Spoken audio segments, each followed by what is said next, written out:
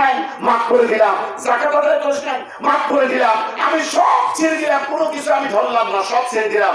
শুধুমাত্র আমি মহান রব্বুল আলামিন 24 ঘন্টা যে অক্সিজেন আমি দিয়েছি, যে অক্সিজেনটা 24 ঘন্টা তুমি ব্যবহার করেছো, এই অক্সিজেনের মূল্য দিয়ে খালি তুমি জান্নাতে চলে যাও। সুবহানাল্লাহ বলে। আল্লাহ যদি আমার আপনার কাছে আল্লাহ তো অক্সিজেনের মূল্য চায়, ধরে কান তো দিতে পারবো? ধরে বলেন পারবো? অক্সিজেনের মূল্য দিতে পারবো না। যদি এটাই বলে বান্দাকে, বান্দারে আমি নির্দিষ্ট করে দিলাম না, আমি মহান রব্বুল আলামিন পৃথিবীতে যা কিছু সৃষ্টি করেছি সমস্ত কিছু বান্দার নিয়ামত হিসেবে বান্দাদের জন্য আমি সৃষ্টি করেছি, তোমাদের জন্য। তো তোমরা সেই নিয়ামতগুলো উপভোগ করেছো। আল্লাহ আমাদের সৃষ্টি করেছে তার ইবাদতের জন্য, আর পৃথিবীতে যা কিছু সৃষ্টি করেছে আল্লাহ মানুষের তাবেদারি করার জন্য। সুবহানাল্লাহ বলেন। আমাদের জন্য আল্লাহ সৃষ্টি করেছেন, আর আমরা সেগুলো ব্যবহার করি।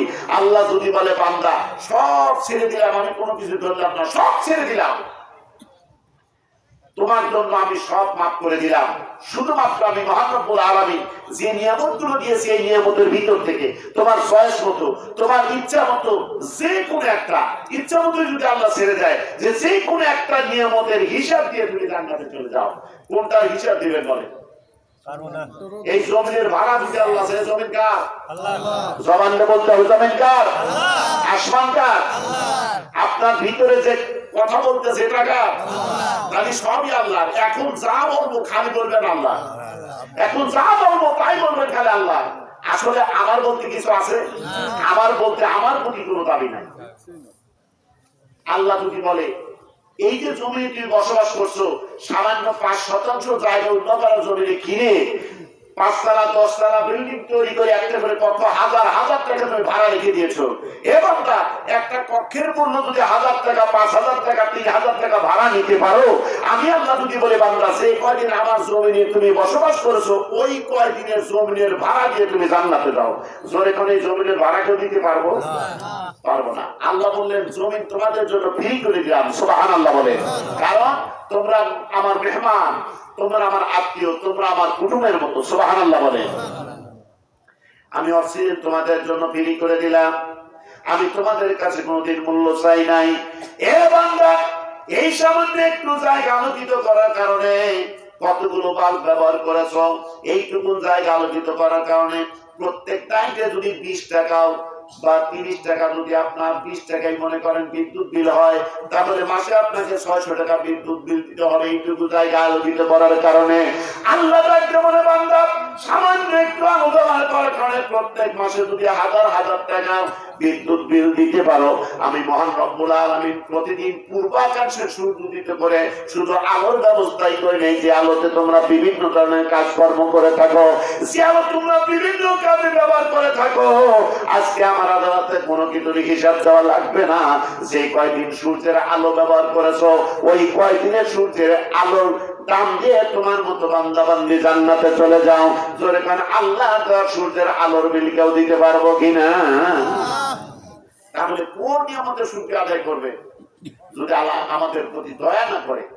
এই জন্য জান্নাতে যাইতে গাদা গাদা দেখি লাগবে না, একটা নাকি বান্দাকে জান্নাতে নেওয়ার জন্য যথেষ্ট হবে। সুবহানাল্লাহ বলে। জাহান্নামে যাইতে গাদা গাদা পাপও লাগবে না, একটা পাপই বান্দাকে জাহান্নামে নেওয়ার জন্য যথেষ্ট হয়ে যাবে। এই জন্য পাপ পাপি অনেকে আমরা মনে করি আচ্ছা এটা ছোট পাপ, সমস্যা নাই। পাপ কি ছোট বড় কিছু আছে? পাপ পাপি, হারাম হারামি তুলনা, এটা হারাম, তবে তেমন অসুবিধা নেই, খাওয়া যাবে। একজন সুদ সরাসরি খায়, একজন অঙ্গুরতে ঘুরিয়ে এই মুহূর্তে নিয়ে যাবে না, এইটুকু ব্যবধান। কি কথা বল না? একজন সরাসরি খায় আর একজন পেঁচা এমুদে ঘুরে নিয়ে এসে খেতেছে। আমার আপনার মনের মধ্যে যে পেঁয়াজ আছে আল্লাহ কি ওটা বোঝে? আল্লাহ মনে হয় মাথা খারাপ নাকি? আল্লাহ বোঝে না। সুতরাং মহান রব্বুল আলামিন বান্দার অন্তর খবর জানে, বোঝে, শুনে, দেখে। এই জন্য চালাকি করার কোনো কায়দা নাই। চালাকি কেমনে করবেন? আজকে এখানে বসে আছেন সোনারা, আল্লাহ ফেরেশতারা ভিডিও করতেছেন, কারা কারা এখানে বসে আছে সুবহানাল্লাহ বলেন। ভিডিও কপি করতেছেন, আর আমার আপনার 24 ঘন্টার আমল আল্লাহর কাছে জমা দেবে আল্লাহ। এই 13ই জানুয়ারির 24 ঘন্টার আমলনামা বান্দার আমলনামা আপনার কাছে জমা দিলাম। এইটা নিয়ে এইটা বলি আর এইটা বলো তার ভিডিও কপি, সুবহানাল্লাহ বলেন। ভিডিও কপি 24 ঘন্টার ভিডিও কপি সহ জমা দেবে। ভিডিও কপি দেওয়ার দরকার কি? নেকি বদিলে এটা জমা দিতে হয়ে যায়। তার কারণ আমি তো বললাম ফার্স্টই বলেছে ডান হাত দিয়ে তাদের আমলনামা দেওয়া হবে, এরা জান্নাতে যাবে। যাদের বাম হাত দিয়ে আমলনামা দেওয়া হবে এরা জাহান্নামে যাবে। যাদের বাম হাত দিয়ে আমলনামা দেওয়া হবে এরা বলবে আল্লাহ কার আমলনামা কারে দেন, এটা আমার না, আপনি ভুল করতেছেন। এই কথাও বান্দা বলবে, নাউজুবিল্লাহ বলে। বাম হাত দিয়ে যখন আমলনামা দেওয়া হবে এরা তো জাহান্নামী। যখন আমলনামা দেওয়া হবে এই বাম হাত দিয়ে ভিতরে আমলনামা যখন দেওয়া হবে তখন আল্লাহর বান্দা বলবে কার আমলনামা কারে দেন, এটা আমার না, আপনি ভুল করতেছেন। আল্লাহর ভুল হয়? কথা বলেন, আপনি ভুল করতেন। এখন অন্য দেশের মানুষ না করে বাঙালি করতেই পারে। কথা বলে, এ বাঙালি যে দেশে গেছে দেশটাই শেষ করে দিচ্ছে। বাঙালি এটা বলতেই পারে। বাঙালি তো সব যা চালাকি, জাতে মাতাল কালে ঠিক। একটা কথা আমরা বলি না, জাতে মাতাল কালে ঠিক। মানে 3 বন্ধু প্লেনের সিটে বসে আছে, প্লেনে একজন থাইল্যান্ডের বন্ধু, একজন ইংল্যান্ডের বন্ধু, আর মাঝখানে বাঙালি বসে সিটে বসে আছে চুপচাপ। থাকতে থাকতে হঠাৎ করে থাইল্যান্ডের বন্ধু করলো কি, তার গায়ে একটা দামি কোট আছে, কোটটা খুলে জানালাতে ফেলে দিল। তখন ইংল্যান্ডের বন্ধু বলতেছে ভাই এত দামি একটা কোট আপনি ফেলে দিলেন। ভাই এই একটা কোট হলো নাকি? আমাদের থাইল্যান্ডে এর সাথে কত ভালো ভালো কোট আছে, এই একটা কোট হলো না, একটা ফেলে দিলাম। ইংল্যান্ডের বন্ধু চিন্তা করলো কে ও কোট ফালা দিয়ে নাম্বার লিখেছে, তাহলে আমার দেশের একটা ক্যান্ডিড আছে, ওর গলার একটা দামি টাই ছিল, টাইটা দিল, ওর জানা যাওয়ার টাইটা ফালা দিল। বাঙালিকে বলতে দোস্ত তুমিও তো এত দামি একটা টাই ফেলে দিলে। আরে ভাই আমাদের ইংল্যান্ডে এর সাইডে কত ভালো ভালো টাই হয়ে গেছে, এই একটা টাই হলো নাকি, একটা নাই ফেলে দিলাম। বাঙালি চিন্তা করছে বাহ, এক বন্ধু কোট ফালা দিয়ে নাম্বার লিখতেছে আর একজন টাই ফালা দিয়ে নাম্বার লিখতেছে। আমি বাঙালি গরিব রাজ্যের মানুষ, আমারও তো একটা ক্রেডিট আছে, যদিও গরিব আমাকে মান সম্মান নাই। ও চিন্তা করছে আমার তো কিছু দেখান লাগবে, তাই কি দেখানো, দেখানো মধ্যে কিছু পায় নাই। ও শক্ত করে 2টা মুঠ পাকাইছে, শক্ত করে 2টা মুঠ পাকায় থাইল্যান্ডের বন্ধুর কান সাথে যেটা আছে, ইংল্যান্ডের বন্ধুর কান সাথে একটা আছে, পাড়া পড়া যায় দোস্ত তুমি আমাদের মারতেছিস ব্যাপার কি? আরে দোস্ত আমাদের দেশে কিলবুশির অভাব নাই, আমাদের দেশে কিলবুশির অভাব নেই। তো কি কিলবুশির ভাই, এর চাইতে শক্ত শক্ত কিলবুশি আছে। এর নাম হলো বাঙালি। আমলনামা যখন বাম হাতে দেওয়া হবে বলবে এই আমলনামা আমার না, আপনি ভুল করতেছেন। সোনার ভাইয়েরা, ওই বান্দার সামনে যখন তার ভিডিও কপি চালু করা হবে, দেখো তো এইখানে জেনার কাজ কে করেছে, এইখানে জমির আল ফেলছে কে, এইখানে ওজনে কোন দিয়েছে কে, এইখানে মিথ্যা সাক্ষী দিয়েছে কে, সবকিছু ভিডিও আকারে দেখানো হবে। তবু বান্দা অস্বীকার করবে। যখন বান্দা অস্বীকার করবে সব বান্দা হাউমাউ করে চেঁচাচেঁচি করতে থাকে, হাসরের মাঠে কেউ কারো কথা শুনতে পারবে না। ওই সময় মহান রব্বুল আলামিন সমস্ত বান্দার জবান বন্ধ করে দেবে, সব মানুষের জবান বন্ধ করবে। এইবার বান্দার অঙ্গ প্রত্যঙ্গ বান্দার বিরুদ্ধে কথা বলবে। এই অঙ্গ পা হাত পা যে আল্লাহ পাক দিয়েছেন, এই হাত পা গুলো আমাদের বিরুদ্ধে কথা বলতে থাকবে। হাত বলবে আমি এই হাত দিয়ে মানুষের ক্ষতি করবে চাইলে, কিন্তু এই করাইছে।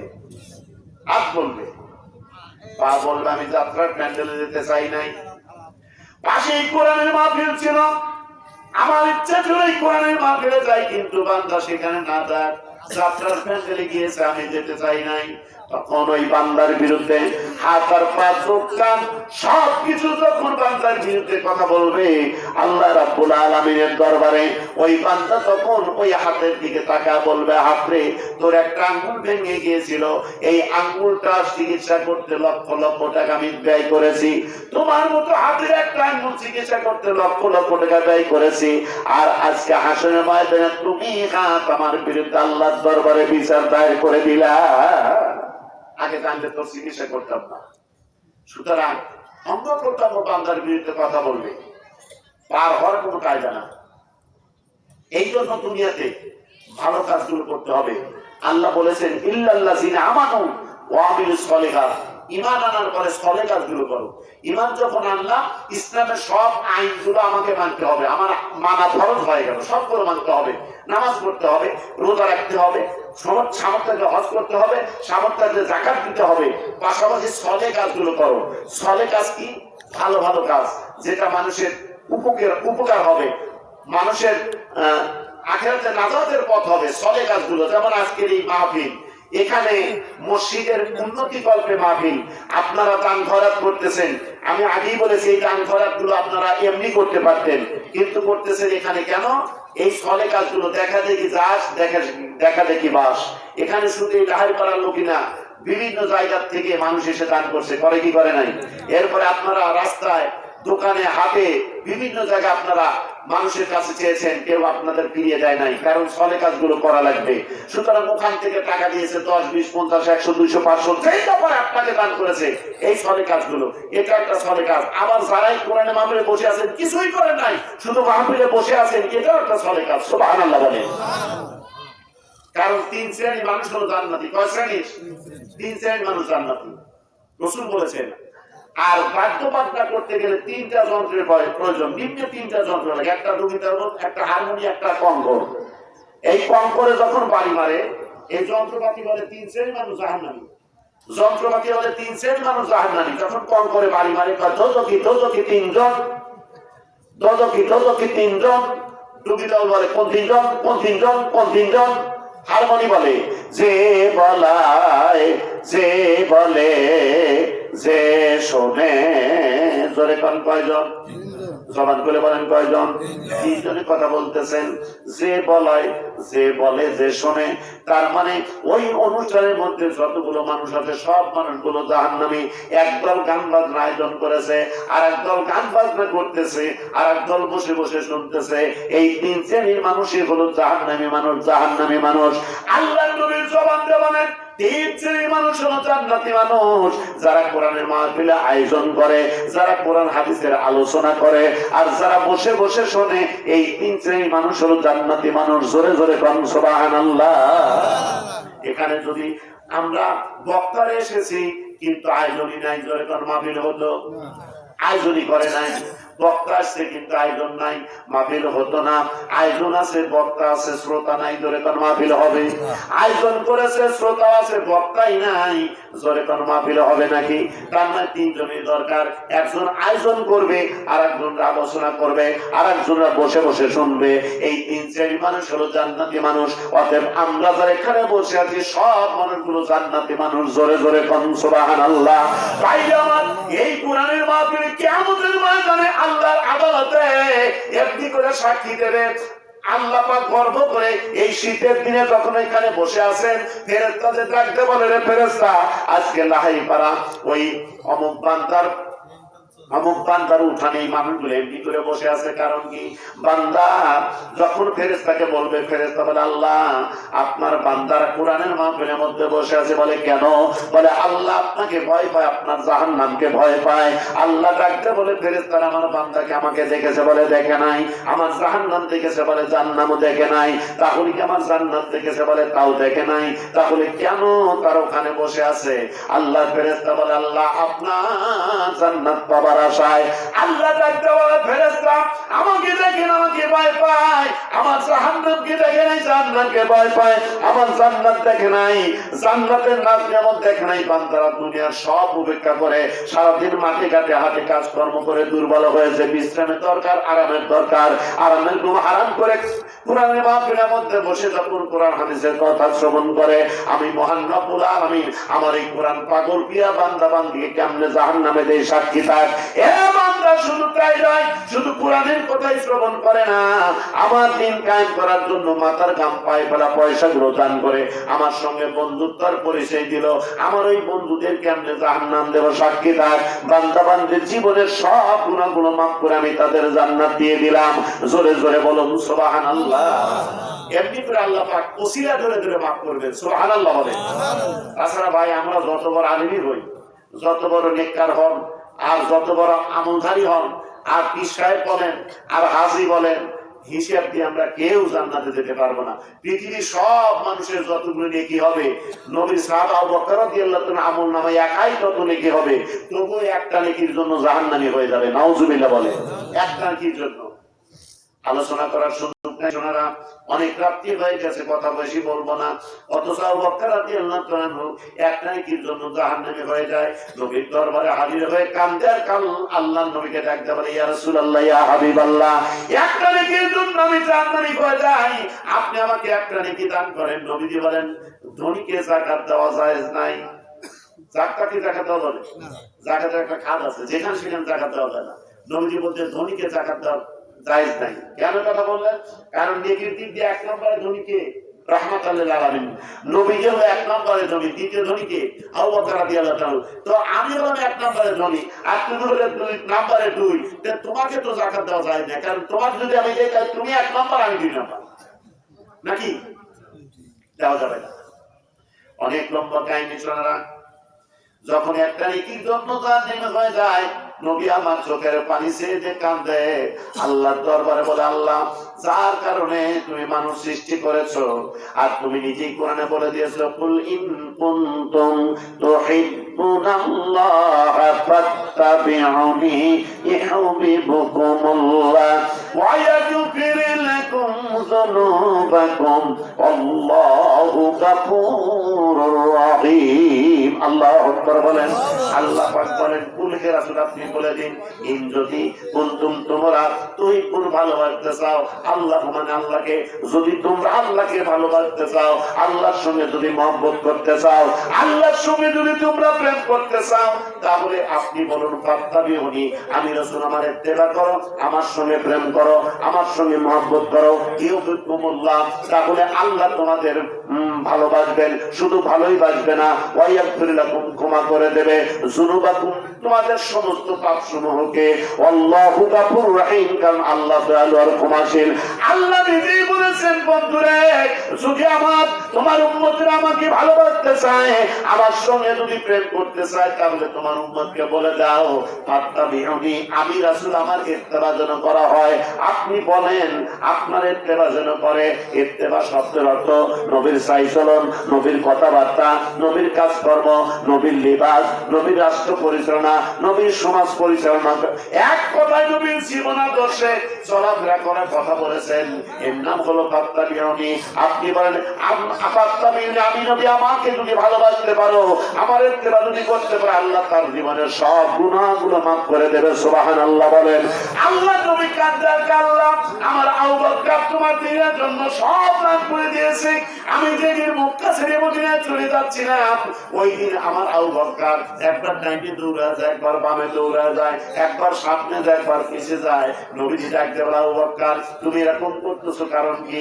আবু বকর রাদিয়াল্লাহু আনহু কান্দার, ইয়া রাসূলুল্লাহ, ইয়া হাবিবাল্লাহ, আপনি আগে যান, আমি যখন পিছে পিছে যাই, আমার মন বলে পিছন থেকে আক্রমণ করবে না, সম্ভবত সামনের থেকে আক্রমণ করতে পারে, এই জন্য মন মানে আপনার সামনে যাই। হুজুর যদি সামনের থেকে আক্রমণ করে, তীর এসে আমি আবু বকর আমার বুকে লেগে আমি দুনিয়ার থেকে বিদায় নেই, আমার জীবনের বিনিময়ে যেন রাহমাতাল লিল আলামিনকে আল্লাহ পাক সংরক্ষণ করে। জোরে বলুন সুবহানাল্লাহ।